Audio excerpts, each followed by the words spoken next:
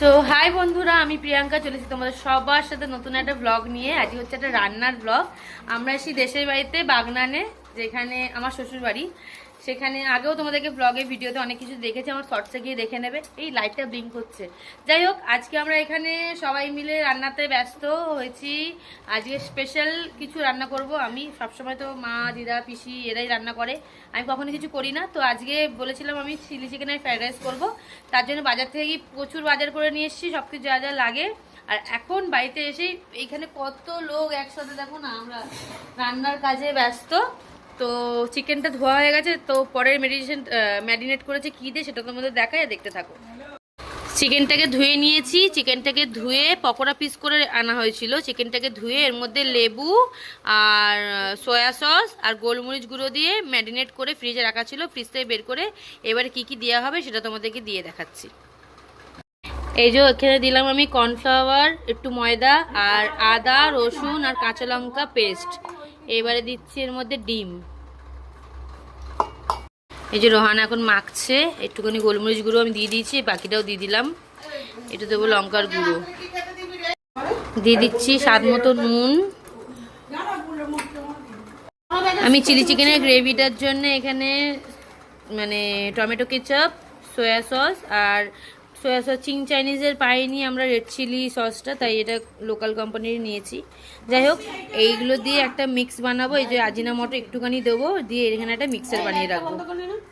এই যে এখানে অলমোস্ট রেডি। এই যে আমি বানিয়ে নিয়েছি এখানে মিক্সচারটা। এবারে বাবা গুল্লু হেল্প করছে আমাদেরকে। তো এবারে আমি বসিয়ে দেবো পকোড়াগুলো করতে, দেখি কতদূর কী হয়। সো আমি শুরু করে দিয়েছি, আমি গ্যাস অন করে দিয়েছি। এখানে কড়া গরম করতে বসিয়ে দিয়েছি। এবার পকোড়াগুলো ভাজবো, স্টার্ট করব। তো দেখতে থাকো। পকোড়াগুলো আমি এখন তেলে ছেড়ে দিচ্ছি। পকোড়া ভাজা স্টার্ট করে ফেলেছি। পকোড়াটা ভাজা হলে তোমাদেরকে দেখাচ্ছি তারপরে কী করবো।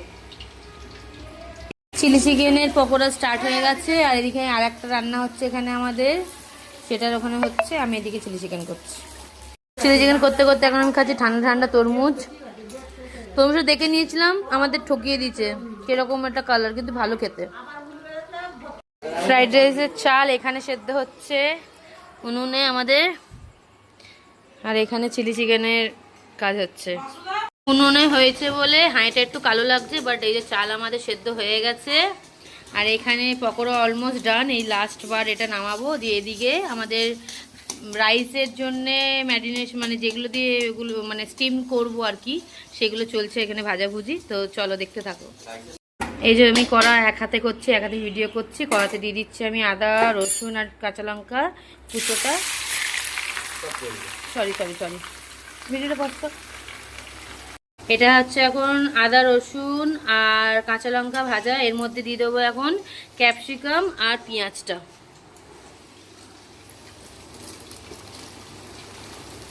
এটা এখন একটু ফ্রাই করতে হবে। এই যে এখানে হচ্ছে চিলি চিকেনের রেডি, ওখানে হচ্ছে ফ্রাইড রাইসের রেডি।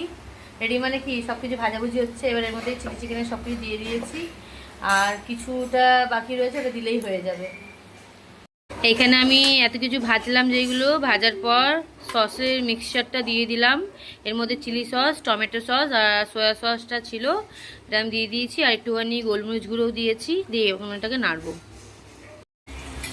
চিলি চিকেনের গ্রেভিটা এখন ফুটছে, যেখানে সস টস সব দিয়ে দিয়েছি। এবার গ্রেভিটা ঠিক করার জন্য আমাদের কর্নফ্লাওয়ার দিতে হবে, যেটা আমি জলে গুলে নিয়েছি, নর্মাল গরম জলে। এবার এটা দিয়ে দেবো। দেওয়ার সঙ্গে সঙ্গে এটাকে নাড়তে হবে, নাহলে অ্যারোটটা এক জায়গায় জমে যাবে। তো আমি এটা গুলে নিয়েছি, এবার দিয়েই আমি সঙ্গে সঙ্গে নাড়বো। এটা গ্রেভিটা দেখো সঙ্গে সঙ্গেই ঠিক হয়ে যাবে।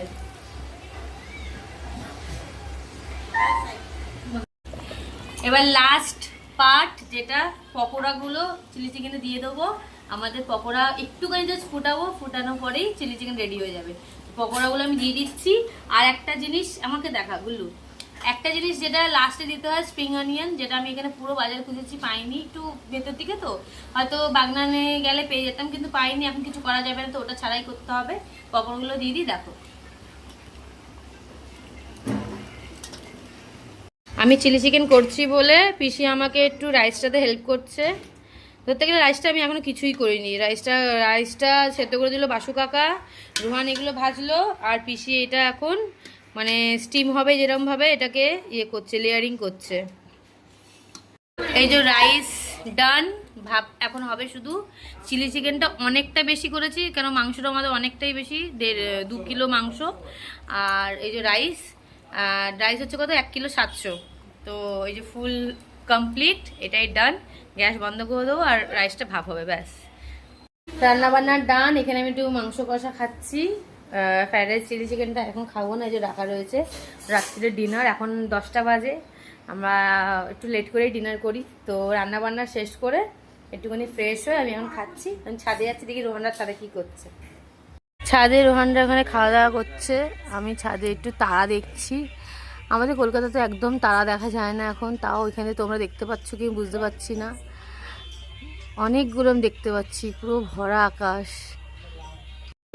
এবার হচ্ছে ফাইনাল টাইম, এটা টেস্ট করে বলবে সবাই কেমন হয়েছে, তাই তো? তো খেয়ে সবাই বলবি কেমন লাগছে, বলবে। বল, ভালো হয়েছে? হেভি হয়েছে? ভালো হয়েছে অশোক কাকা? রাইট, সব ঠিক আছে তো? রাজারা খেয়ে বলো। ও টেস্ট করেছো? যখন আমাকে প্রথমে ধরছিল আমি তখনই বলেছি হ্যাঁ, যে ঝাল, নুন, মশলা সমস্ত কিছু পারফেক্ট, কোনো জিনিসটা কম। ভালো হয়েছে? ঝালটা বোঝা যাবে, টক আছে হালকা, মিষ্টি আছে, পুরোটা ভালো বোঝা যাবে। ভালো হয়েছে? সুন্দর। পিসিরাও খাবে, ঠাকুমা খাবে, সব খেয়ে বলবে কেমন লেগেছে। ঠাকুমা খেয়ে বলো, তাড়াতাড়ি একটুখানি খাও, একটু খেয়ে বলো। না খেতে না খেতে বোঝা ভালো। একটু হ্যাঁ, চিকেনটা একটু খেয়ে বলো।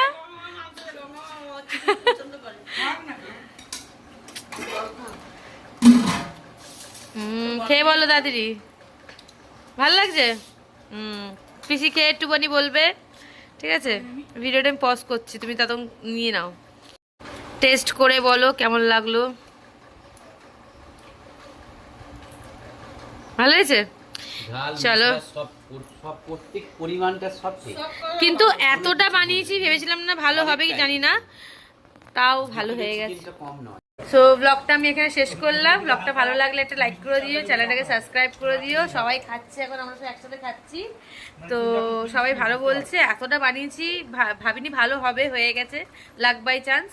তো বেশি জিনিস করলে তো ভালো হয় না, তোমরাও জানো, কম জিনিস করলে জিনিসটা খেতে ভালো হয়। তো ভালো হয়ে গেছে, সবাই ভালো বলছে, তো লাইক করে দিও একটা। টাটা।